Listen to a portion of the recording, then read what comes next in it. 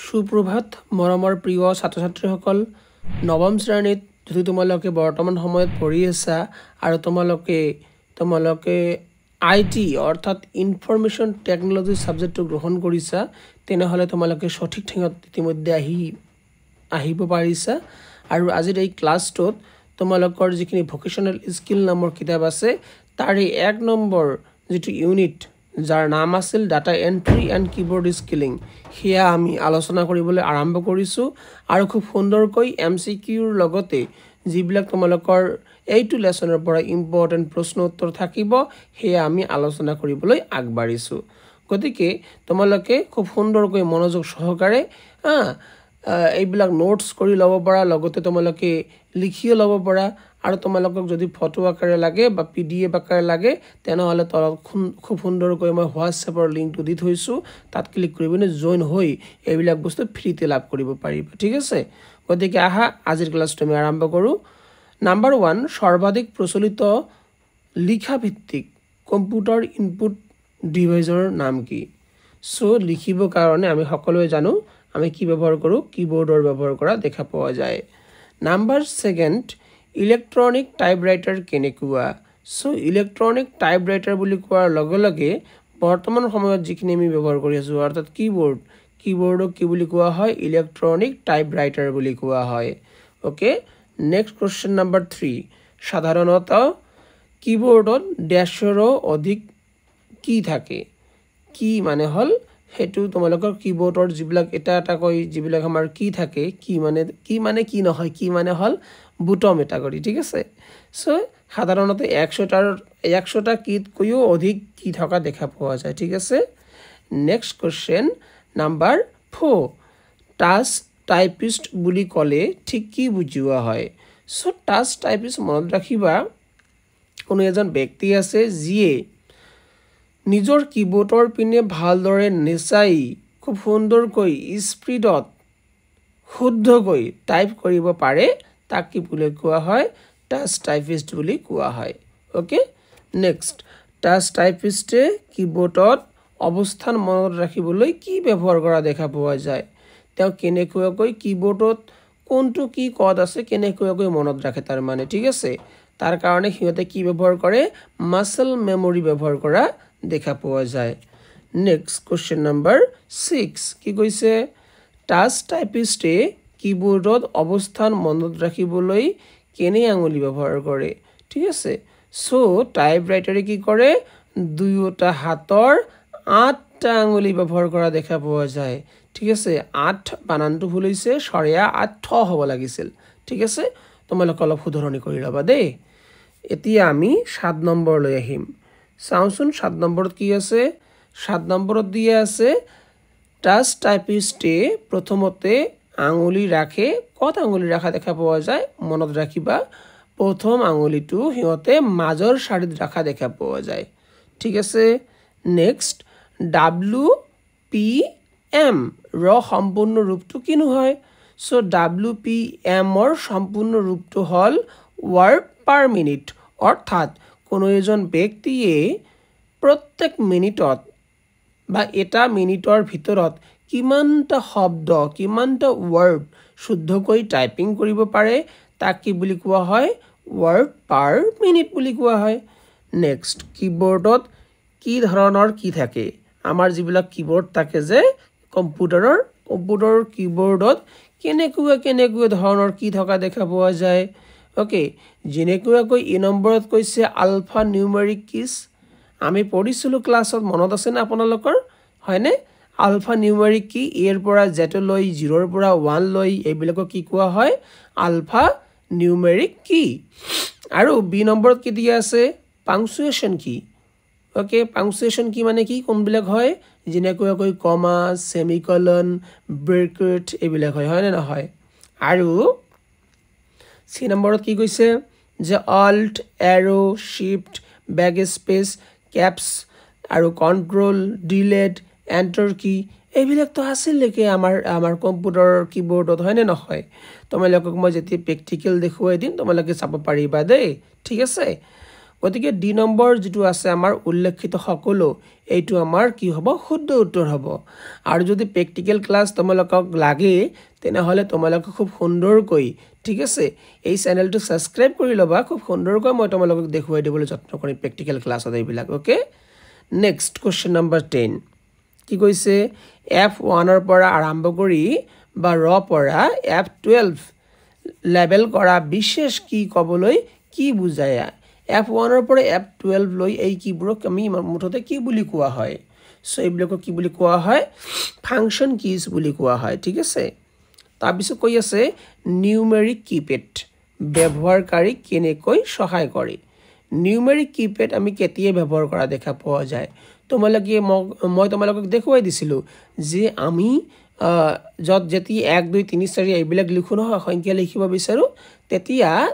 দুটা আমাৰ কিবোৰ্ডত দুটা ঠাই আছে দুটা জায়গা আছে যত আমি 1 2 3 4 এই সংখ্যাবিলাক লিখিব পাৰো আমাৰ ডান হাতৰ সো হাতৰ পালে যিবিলাক আমাৰ কি থাকে 1 2 3 4 লিখা ঠিক আছে এইবিলাক কি বুলি কোৱা হয় নিউমেৰিক কিপ্যাড বুলি কোৱা হয় আৰু এই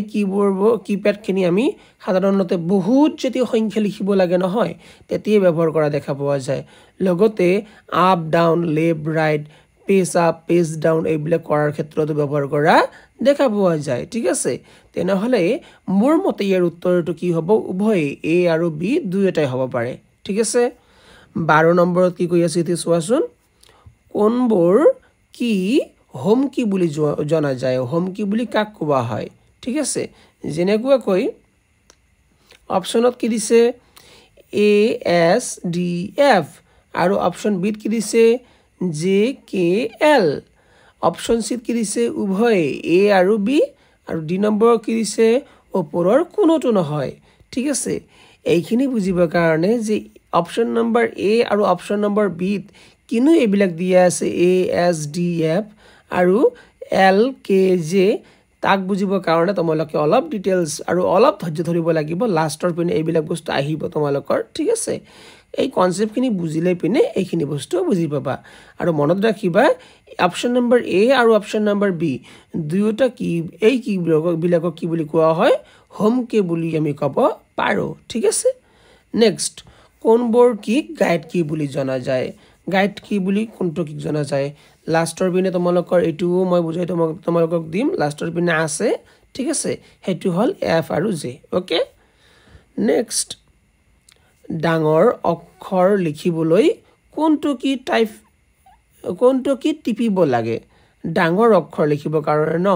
মানি লোৱা যে সৰু সৰু লিখনি বিলাক আছে ABCD তোমালোকে লিখি আছা সকলো বিলাক সৰু হাতৰ হৈ আছে ঠিক আছে এতিয়া যদি ডাঙৰ হাতৰ লিখিব বিচৰা তেনে তোমালোকে ক্যাপছ লক মাৰিব লাগিব হয় নে নহয় ক্যাপছ লক মাৰি পিনে তোমালোকে কি কৰিব পাৰিবা খুব সুন্দৰকৈ কৰিব পাৰিবা ডাঙৰ হাতৰ কৰিব পাৰিবা সো ইয়াৰ উত্তৰ হ'ব ক্যাপছ লক কি নেক্সট কি দিয়া আছে 15 নম্বৰত চোৱাচোন কৈছে যে কিবোৰ্ডত কিমানটা শিফট কি থাকে মনত ৰাখিবা আমাৰ কিবোৰ্ডত দুটা কন্ট্ৰোল কি দুটা শিফট কি দুটা অল্ট কি এটা ক্যাপছ লক থকা দেখা পোৱা যায় ওকে এন্টাৰ কেইটা থাকে কোৱাচোন এন্টাৰ এটো হোমৱৰ্ক তোমালোকৰ ঠিক আছে আমাৰ কিবোৰ্ডত এন্টাৰ কি কেইটা থাকে কমেন্ট কৰাচোন নেক্সট 16 নম্বৰ কি কৈছে লিখা কৰতে বাক্যত টিমি থকা সৰু দাগটো কি বুলি কোৱা হয় ওকে যেতিয়া আমি লিখি থাকো নহয় আমি যেতিয়া MS Wordতে হক বা যিকোনো ঠাইতে হক আমাৰ সফটওয়্যাৰ বিলাকত আমি কিবা এটা টাইপ কৰিব বিচাৰো তেতিয়া এটা লাইন আহিব এটা দাগ আহিব এই দাগটো আহি পিনে ন ব্লিংকিং কৰি থাকিব মানে প্ৰেজেন্ট এবসেন্ট এনেকৈ কৰি থাকিব ঠিক আছে সো হেতু কি বুলি কোৱা হয়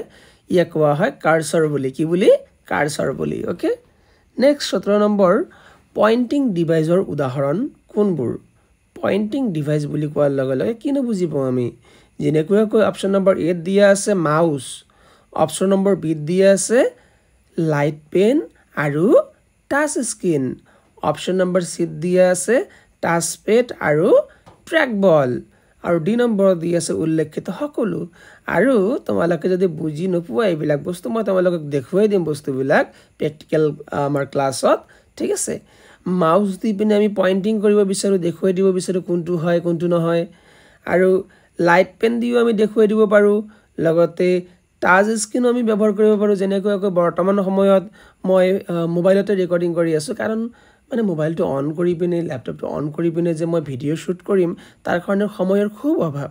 বেলেগ বেলেগ ঠাইত যিহেতু কাম কৰি আছোঁ আৰু আমি যিহেতু মানুহ,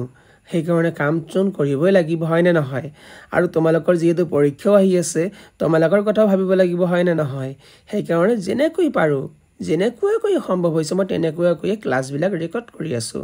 আৰু ৰেকৰ্ড কৰি পিনে তোমালোকক ফ্ৰীতে উপলব্ধ কৰাই দি আছোঁ, ঠিক আছে? চ' বেয়া নাপাবা দেই, ঠিক আছে? চি নম্বৰত কি কৈছে? Touch pad. টাচ পেড মানে টাচ স্ক্ৰীনৰ কথাই কৈছে। আৰু ট্ৰাক বল, ঠিক আছে? আমাৰ এই গোল গোলৰ নিচিনা, ঠিক আছে, চাৰ্কেল আকাৰৰ এটা কেতবোৰ আমাৰ চিহ্ন থাকি যায় বা আমি আনিব পাৰোঁ, ইয়াক কি বুলি কোৱা হয়? ট্ৰাক বল বুলি কোৱা হয়। সাধাৰণতে এইবিলাক আমি পইণ্টিং কৰিবৰ কাৰণে, কাৰোবাক কিবা দেখুৱাই দিবৰ কাৰণে ব্যৱহাৰ কৰা হয়, ঠিক আছে? এতিয়া 18 নম্বৰত কিনো কৈ আছে? 18 নম্বৰত কৈ আছে স্ক্ৰীনত বিশেষ ঠাই চিনাক্ত কৰি কাৰ্য কৰিবলৈ ব্যৱহৃত পইণ্টিং ডিভাইচ হ'ল। আমাৰ স্ক্ৰীনত বিশেষ ঠাই এটা চিনাক্তকৰণ কৰি যদি মই কাৰ্য কৰিব বিচাৰোঁ, অৰ্থাৎ টাইপিঙে কৰিব বিচাৰোঁ মানি লোৱা, তেনেহ'লে আমি কোনটো আমাৰ পইণ্টিং ডিভাইচ ব্যৱহাৰ কৰিম? মাউচ ব্যৱহাৰ কৰিম অবভিয়াছলি, হয়নে নহয়? আৰু কি কৈছে? মাউচৰ সাধাৰণ কাৰ্যবিলাক কি কি? চ' মাউচৰ জৰিয়তে আমি লেফ্ট ক্লিক আৰু ৰাইট ক্লিক কৰিব পাৰোঁ, হয়। মাউচৰ জৰিয়তে আমি ডাবল ক্লিক কৰিব পাৰোঁ, হয়। মাউচৰ জৰিয়তে আমি ড্ৰাগ এণ্ড ড্ৰপ কৰিব পাৰোঁ, অবভিয়াছলি হয়। আৰু 2 নম্বৰ ওপৰৰ সকলোবিলাক, হয়নে নহয়? তেনেহ'লে ওপৰৰ সকলোবিলাক হৈ যাব। এতিয়া 20 নম্বৰত কিনো কৈ আছে চোৱাচোন। টাইপিং ইনৰ্গমিক্স মানে কি? চ' টাইপিং ইনৰ্গমিক্স মানে কি সেইখিনি তোমালোকে আগত বুজিব লাগিব, হয়নে নহয়? টাইপিং ইনৰ্গমিক্স মানে হ'ল, মানি লোৱা তুমি এজন টাইপিষ্ট হোৱা বা তুমি কম্পিউটাৰত কাম কৰি পিনে বৰ ভাল পোৱা আৰু তোমাক টাইপ কৰি পিনে বহু ভাল লাগে। চ' যেতিয়া কোনো এজন ব্যক্তি টাইপিঙত এক্সপাৰ্ট হয়, খুব সহজে খুব সুন্দৰকৈ স্পীডত কিবা এটা বস্তু টাইপ কৰি দিব পাৰে, তেতিয়া তেওঁক টাইপিষ্ট বুলি কোৱা হয়। আৰু তেওঁ টাইপ কৰিবৰ কাৰণে যি ধৰণ, লগতে যি ব্যৱস্থাপনা নিজে গ্ৰহণ কৰি বহি পিনে খুব সুন্দৰকৈ টাইপ কৰে, এই গোটেই ধৰণটোকে কি বুলি কোৱা হয়? টাইপিং এনৰ্গমিক্স বুলি কোৱা হয়। যেনেকৈ অপশ্যন নম্বৰ এ কি কৈছে? ডেস্কটপ, এইটো ডেস্কটপ হ'ব পাৰে, আৰু কম্পিউটাৰৰ সঠিকভাৱে ছেট কৰা, হয়, সঠিকভাৱে ছেট কৰিব লাগে। 2 নম্বৰ শৰীৰ আৰু হাতৰ ভংগী, আমাৰ গাৰ গঠন, আমাৰ গাৰ হাতখন, ইয়াৰ ভংগীমাবিলাক সঠিক হ'ব লাগিব। লগতে মাউচ আৰু কিবৰ্ডৰ অৱস্থান, আমাৰ মাউচটো ক'তনো আছে, আমাৰ কিবৰ্ডখনি ক'তনো আছে, এটা নিৰ্দিষ্ট দূৰত্ব মেইনটেইন কৰি পিনে সেইবিলাক বস্তু ৰাখিব লাগে, হয়নে? আৰু 2 নম্বৰ উল্লেখিত সকলো, অবভিয়াছলি উল্লেখিত সকলোৱে হ'ব, ঠিক আছে? বুজি পাইছা? যদি বুজি পোৱা নাই একো নাই, মই তোমালোকক সুন্দৰকৈ প্ৰেক্টিকেলত দেখুৱাই দিম। মই প্ৰেক্টিকেল ভিডিঅ' সোমবাৰৰ দিনা ৰেকৰ্ড কৰিব যত্ন কৰিম, ঠিক আছে? তোমালোকৰ মাজৰ পৰা এজন ষ্টুডেণ্ট আমাৰ বিদ্যালয়ৰ অলপ হেল্প কৰিবা, মোক মোবাইলটো ধৰি দিবা, ঠিক আছে? আৰু খুব সুন্দৰকৈ আমি ৰেকৰ্ড কৰিম একেলগে, okay? Next question 21 number, keyboard ব্যৱহাৰ কৰোঁতে কি ধৰণে বহিব লাগে? যেতিয়া আমি কিবৰ্ড ব্যৱহাৰ কৰোঁ তেতিয়া আমি কেনেকুৱা ধৰণত বহিব লাগে? সাধাৰণতে বহিব নহ'ব, বহিব হ'ব, ঠিক আছে? অপশ্যন নম্বৰ এ, চিধাকৈ বহিব লাগে, ইয়াত দি আছে সোজাকৈ নহ'ব, চিধাকৈ। অপশ্যন নম্বৰ বি, গাৰ মূৰ অলপ আগলৈ লোৱা, হয়, এইটো হয়।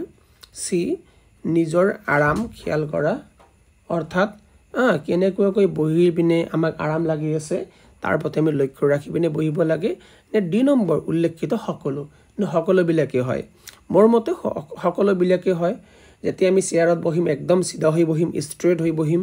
লগতে আমাৰ মূৰখিনি কি কৰিম? অলপ আগফালে